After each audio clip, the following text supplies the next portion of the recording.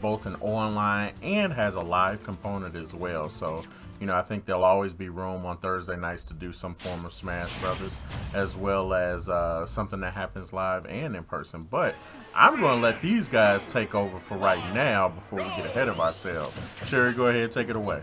All right, it looks like we're starting on the PS2 variant of Final Destination, and we're seeing Jay's Ike, who has definitely been looking more and more polished as the weeks go on.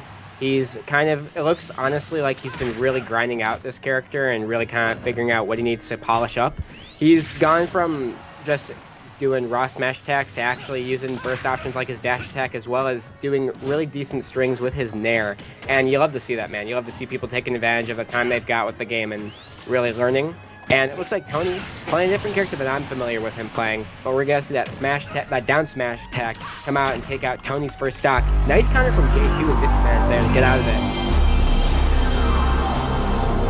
RP4 with the AMC stock money coming through with $5 to get us started on our commentary goal for the evening. What an economist.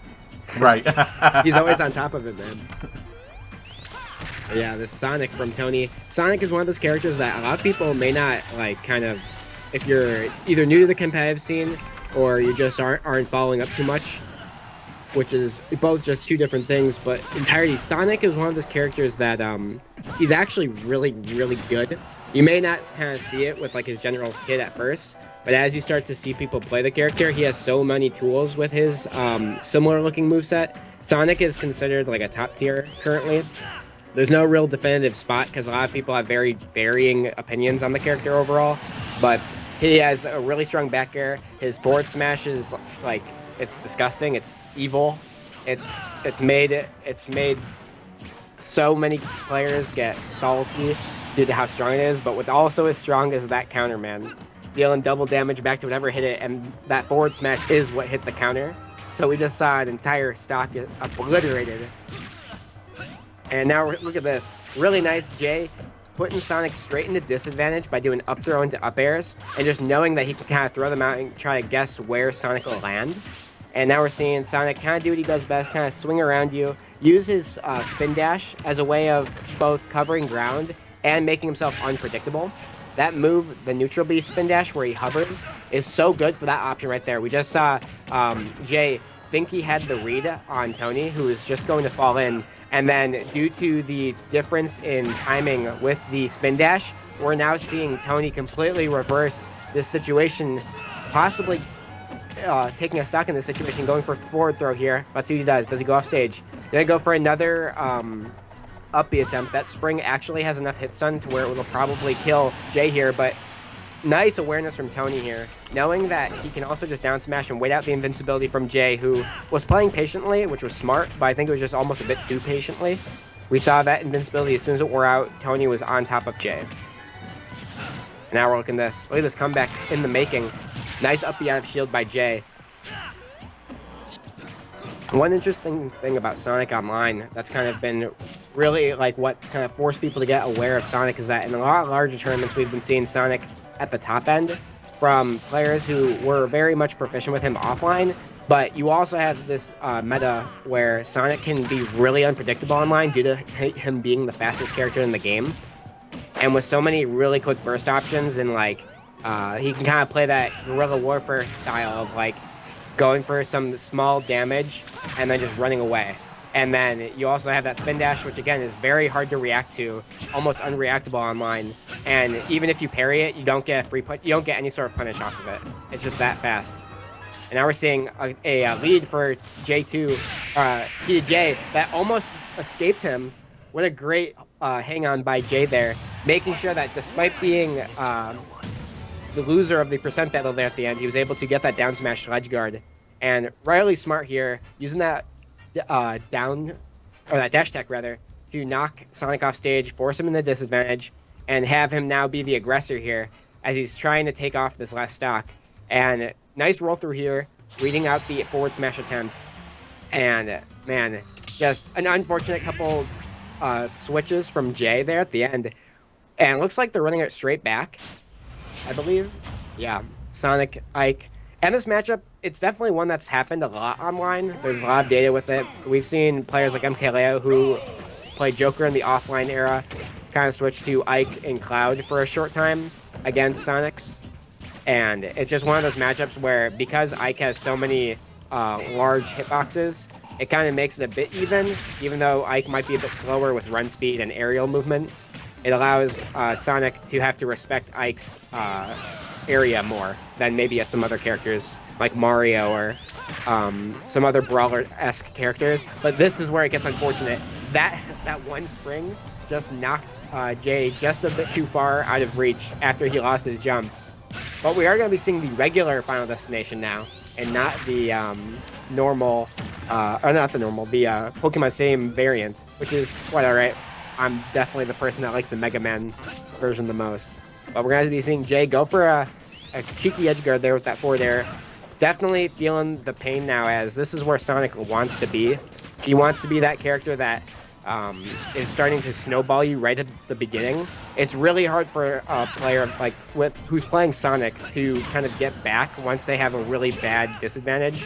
And while we did see it happen last time with Tony, who was able to rack on crazy amount of damages to Jay, we're now going to be seeing Jay in that situation with over 100 damage already racked up onto him, and are only just now taking that first stock. All right, up throw, not into up air. That was such a nice condition, though, because we saw Tony go for that up air last game, and it connected but didn't kill. And now this game, he did the up throw, the jump, then paused, and Jay literally just tried to avoid the up air, even though it hadn't come out yet. And now we're seeing Sonic really showing off like those bread and butters that you need to be getting if you're a Sonic player. Down smash into up B. Does not hit him, or it does hit him, but the armor helps him out. Ooh, going for it again. Really rough spot for Jay here, who's just trailing behind just a bit too much here. Let's see, can he make it back? What will Tony do here? Respects the Ike up B, honestly makes sense. It's just one of those situations where you don't want to do too much against this character, because as soon as Jay does something a bit too crazy, like does a drift back up B, it can become really hard to edge guard him. So why even risk it, you know? Alright, we're going to be seeing another edge guard situation. And there it is, the walk back forward smash from Sonic with MegaTony tying it up. And honestly, what a really good turnaround from Tony here in this second game. We just saw like a crazy amount of damage racked up straight from the get-go. And honestly, this is something that kind of happens that download. A lot of players just, even if like the other player played very well, you'll see that with, especially the comeback that Tony was making first game, like he had certain reads, he started understanding certain patterns that Jay may have been producing. And now it's kind of Jay's turn to switch up his habits, maybe play either more offensively or maybe more defensively, maybe a stage selection switch. I know FD is kind of hard for Ike against Sonic, because Sonic just has so much free range to like run around, and there's no platforms really to like extend your combos and whatnot. So it's just like a lot of free, wide range. But we're seeing the Wii Fit, honestly, kind of a smart choice. Although it definitely will be a weird, like, off-meta kind of thing. Wii Fit is definitely the definition of off-meta in Ultimate. She's like one of those characters where, in theory, she has some really crazy zero to deaths. She has some really crazy aggressive options with her deep breathing, which some people claim is better than Arsene, Joker's comeback mechanic that like really makes him buffed. Just due to how much damage and how much like speed, and it also heals you. So it just has all these good properties. But right now, the meta for Wii Fit, this might be the break that Jay needed too. We're gonna be seeing charge up the I don't know what it's called. I'm just gonna call it Neutral B, the Sun or whatever it's called. But that also heals when you have it fully charged. Now you have a character that has two moves that can heal and deal a crazy amount of damage to the opponent. There it is, the healing. I believe that was 2% or so, 3% for Jay, who now can kind of play Wii Fit's game, which is similar to Sonic's, but as I say, that Sonic goes with that giant forward smash, covers so much ground, has so much priority even. But Wii Fit, similar in the sense of Sonic, where like the game plan is to kind of gain the lead quickly. But the difference with Wii Fit is that if you're behind, you can literally continue to play extremely patient, or even like a zoning camping-esque playstyle. due to the fact that you have so many moves that can heal you. So if your opponent isn't being aggressive against you or doesn't have the projectiles or game plan to kind of combat your own zoning with their own, like, they're literally just giving you free healing, which is a very interesting mechanic. Not very many characters can just, like, heal themselves as much as Wii Fit can without, like, an item that wouldn't be legal in, like, the competitive scene, you know? So it's kind of one of those interesting characters that definitely has their niche. Definitely a good character, though. High tier, just doesn't really have the largest representation, and even less so offline. But online, you definitely have people who are playing this character, and it looks like Jay definitely has been the type of person to experiment as well. We've seen him play a multitude of characters between Snake, Ike, I think at one point we saw him play Cloud, and now Wii Fit. So definitely a large amount of characters under his belt, and it's working out. Tony now at 127%. Ooh, beating out the up smash. I did not know that one against that. That up smash from Sonic recently got buffed to have even more priority against other moves. So it's kind of interesting to see that happen. All right, forward throws. Let's see what does he got? What does he got? The lead is kind of deteriorating, but honestly, at any point we could see Wii Fit get some heals in. Both players playing very patiently now. They know that while the up smash. I honestly thought that was Jay who had lost the stock there. Oh, nice! Now his game starts. The ledge game starts. Wii Fit is probably the best character at ledge besides maybe Sephiroth. And like with the soccer ball you can throw, the deep breathing misses the timing though.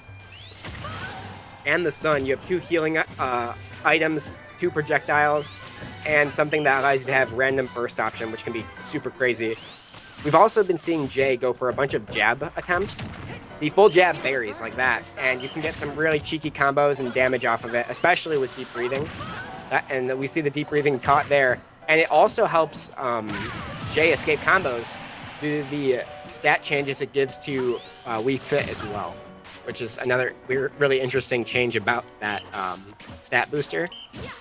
It's something that very many other characters do not have access to. And as I say that, we're also seeing a lot of respect for both these players. Both of them are rolling through each other, kind of nervous, just really trying to make it through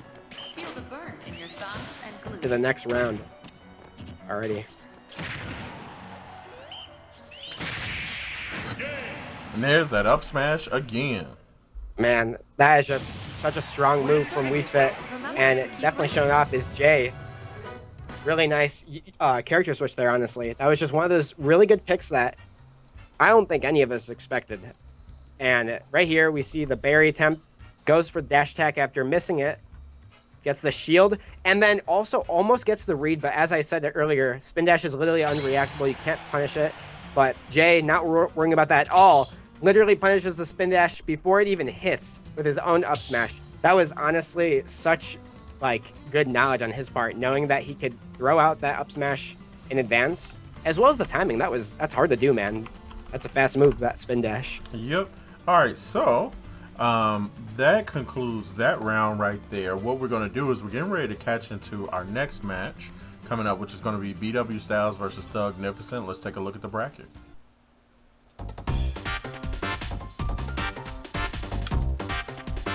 Alright, so you guys just got done watching MegaTony and Heated J go back and forth there just a second ago. Heated J will go on to take on RP4 next. They're going to get